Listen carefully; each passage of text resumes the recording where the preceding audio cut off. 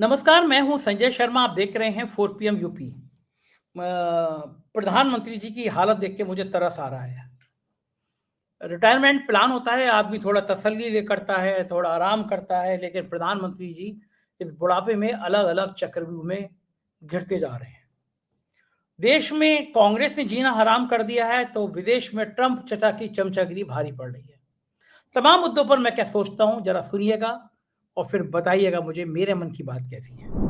महिला आरक्षण को लेकर हंगामा थमने का नाम नहीं ले रहा। प्रधानमंत्री जी ने चाल तो बहुत अच्छी चली थी कि एक भ्रम पैदा हो जाए विपक्ष का, ये आरोप लग जाए कि साहब विपक्ष जो है वो महिलाओं का विरोधी है।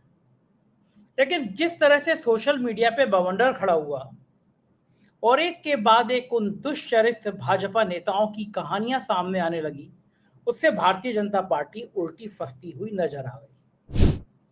एक से एक बात, नेहा राठौर ने पूरी सूची गिना दी कि कौन है भारतीय जनता पार्टी के नेता जिनको नारी शक्ति की इतनी याद आती है और कितना दामन गंदा है इनको नारी शक्ति को लेकर।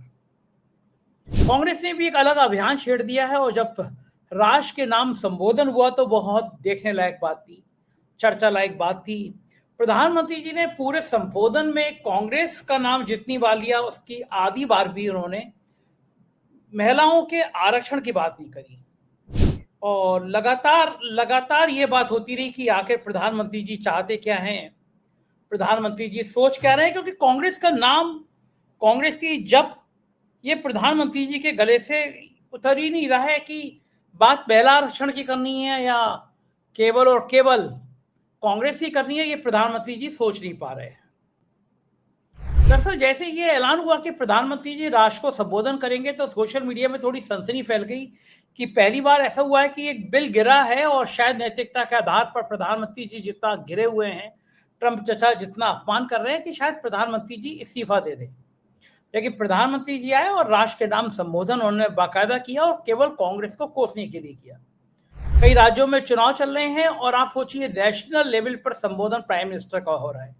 ज्ञानेश कुमार गांधी जी के 3 बंदरों की तरह हैं, उन्हें ध्यान नहीं आ रहा कि ये सब भी चुनाव आयोग के नियम में होता है। क्या आप नेता प्रतिपक्ष को ऐसा मौका दे सकते हैं कि वो चुनाव के बीच में आकर ऐसी बातें करें? और सोशल मीडिया पे ये लगातार कुछ मजेदार चीज चल रही है। एक ट्विटर अकाउंट है कृष्णकांत जी का, उन्होंने लिखा पुलवामा आतंकी हमला, देश के नाम कोई संबोधन नहीं। इतना बड़ा हमला हुआ, प्रधानमंत्री जी को आके बताना चाहिए, लेकिन देश के नाम कोई संबोधन नहीं। चीन का गलवान हमला, देश के नाम कोई संबोधन नहीं, प्रधानमंत्री जी गायब थे। किसान आंदोलन, 750 किसान शहीद, देश के नाम प्रधानमंत्री जी का कोई संबोधन नहीं। जब मामला ज्यादा बढ़ गया तो ये कहा कि मेरी तपस्या में कोई कमी रह गई, मैं ये बिल वापस लेता हूं, लेकिन देश के नाम कोई संबोधन नहीं। मणिपुर में हिंसा चल रही है, महिलाओं के नग्न जुलूस निकाले जा रहे हैं, बलात्कार हो गए, लेकिन प्रधानमंत्री जी का मणिपुर का मान ही निकला सालों तक। कोई देश के नाम संबोधन नहीं कि मणिपुर में ऐसे हालात क्यों खराब होते जा रहे हैं। पहलगांव में देश पर सबसे घातक हमला, देश के नाम कोई संबोधन नहीं, ना पुलवामा में ना पहलगांव में। सीज फायर का ऐलान ट्रंप ने कर दिया, देश के नाम कोई संबोधन नहीं कि ऑपरेशन सिंदूर में भारत और पाकिस्तान के बीच में आखिर ये कैसे ट्रंप चचा बीच में आ गए और सीज फायर का ऐलान कर दिया, कोई देश के नाम संबोधन नहीं। ट्रंप ने देश की संप्रभुता को चुनौती दी, कोई संबोधन नहीं। भारत में ऊर्जा संकट खड़ा हो गया, कोई संबोधन नहीं। केरल हिमाचल में आपदा भयानक तबाही, कोई संबोधन नहीं। नोटबंदी, जीएसटी, लॉकडाउन से लाखों उद्योग तबाह, कोई संबोधन नहीं। संबोधन हुआ है एक झूठ को सच बनाने के लिए, संबोधन हुआ है बताने के लिए कि जो महिला आरक्षण बिल 2023 में पास हो चुका उसे 2026 में विपक्ष ने रोक दिया। ये बड़ी गनीमत है कि ये नहीं बोला कि नेहरू की वजह से हम इस बिल को लागू नहीं कर पाए और दबा के बैठ गए। ये भी बात बोल देते तो बात पूरी हो जाती। इस तरह की सोशल मीडिया पे मजाक उड़ रही है। कहा तो 2023 में इन गोदी मीडिया के एंकरनियों ने नाच नाच के कहा कि महिला आरक्षण बिल पास हो गया, और अब ये कोई नहीं बता रहे कि ये महिला आरक्षण बिल दरअसल सीटें बढ़ाने का एक सुनियोजित षड्यंत्र था, दक्षिण के राज्यों को काटने का षड्यंत्र था, उनकी राजनीतिक हैसियत खत्म करने का षड्यंत्र था। इसका महिलाओं के उत्थान से कोई लेना देना नहीं था। लेकिन जिस हिसाब से सोचा था भारतीय जनता पार्टी ने कि इस महिला के बिल के जरिए वो बदनाम कर लेंगे वो आरोप लगा देंगे कांग्रेस को, वो कामयाब होता हुआ मोदी जी की रणनीति में अभी तक नजर नहीं आ रहा। आप स्थिति देखिए, अमेरिका ने जो भारत का हाल किया, जब विदेशी नागरिकों को निकालने का मामला आया, दुनिया के तमाम देशों से नागरिक निकाले गए, लेकिन केवल भारत के लोग ऐसे थे जिनको हथकड़ियों और बेड़ियों में लगाकर वापस भेजा गया। क्या हमारे देश के प्रधानमंत्री को, हमारी सरकार को इतना भी हिम्मत नहीं हुई कि वो एक नोट लिखकर ये वापस करते, ये कहते अमेरिका को कि आपकी हिम्मत कैसे पड़ी कि किसी भारतीय को वो आप हथकड़ी और बेड़ी लगा रहे हैं। छोटे छोटे मुल्कों ने मना कर दिया कि हम जहाज नहीं उतरने देंगे, हम अपना जहाज भेज रहे हैं, हम अपने लोग वापस बुला रहे हैं। लेकिन ट्रंप के मामले में सरकार बोलने को झिझकती रही, कुछ बोल नहीं पा रही, डरी हुई सरकार। फिर लोगों ने कहना शुरू किया कि एप्स्टीन फाइल का मामला है, कोई ना कोई ऐसी नस दबी हुई है जिससे सरकार बोल नहीं पा रही। हमने एप्स्टीन फाइल का मुद्दा उठाया तो हमारा नेशनल चैनल बंद कर दिया गया। सूचना प्रसारण मंत्रालय ने सुनवाई में कहा, कोर्ट में भी कहा कि साहब ये एप्स्टीन फाइल को लेकर उन्होंने कुछ कुछ बोला। तो डर क्या है एप्स्टीन फाइल का? देश को ये संबोधन करके बता देते हैं ना प्रधानमंत्री जी कि मेरा हरदीप पुरी का या किसी का भी एप्स्टीन फाइल से कोई लेना देना नहीं है। आखिर चोरी किस बात की, डर किस बात का? लेकिन प्रधानमंत्री जी बोलने को तैयार नहीं है, एप्स्टीन फाइल का जिक्र करने को तैयार नहीं है। तो आखिर फिर तो लोगों के मन में ये शंका होगी ना कि कहीं ना कहीं कुछ ना कुछ तो ऐसा है जो दाल में काला है। आखिर कैसे बदनाम भाजपा के नेता अभी तक पार्टी में बने हुए हैं? एक लंबी सूची है जिन पर महिलाओं के आरोप लगते रहे हैं, महिलाओं के शोषण के आरोप लगते रहे हैं। फिर किस मुंह से आप महिला आरक्षण की बात करते हैं? उधर ईरान की हिम्मत का कोई जवाब नहीं है। ट्रंप को और अमेरिका को इतना दो टूक चेतावनी देने वाला मुल्क, उसने पूरी दुनिया की एक स्थिति बदल दी है। जिस सुपर पावर को अमेरिका को कहा जाता था, वो सुपर पावर खत्म हो गई। अब एक नई सुपर पावर ईरान के रूप में नजर आ रही है। शर्म की बात देखिए, एक मौका था भारत के लिए कि भारत इस युद्ध को रुकवाने के लिए एक पहल कर सकता था, दोनों देशों से बात करता। ईरान हमारा पुराना दोस्त रहा है, अमेरिका से हम बात कर सकते थे, लेकिन मोदी जी को बहुत षड्यंत्र के तहत इजराइल बुला लिया गया। और हमारे अजीत डोभाल जी, वो तो शायद पिक्चर ही बनवाते रहते हैं, उन्हें पूरा पता ही नहीं रहता कि दुनिया में चल क्या रहा है। प्रधानमंत्री इजराइल गए और फिर उसके बाद युद्ध शुरू हो गया। पूरी दुनिया में ये मैसेज गया कि हमारी सरकार भी कहीं ना कहीं इनडायरेक्ट वे में कहीं ना कहीं इस रूप में शामिल थी। खंडन करना चाहिए था प्रधानमंत्री जी को, आलोचना करनी चाहिए थी इजराइल की कि किस तरह आपने बुलाया, क्यों युद्ध शुरू किया गया।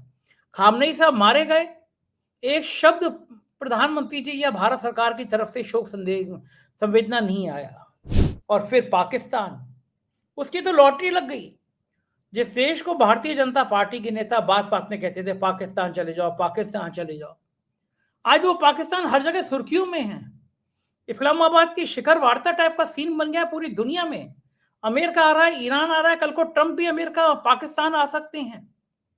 हमारी बेवकूफियों ने, हमारी नादानियों ने वो जो देश तबाही पे, बर्बादी पे जा रहा था, उस देश को आज पूरी दुनिया में स्टेब्लिश कर दिया।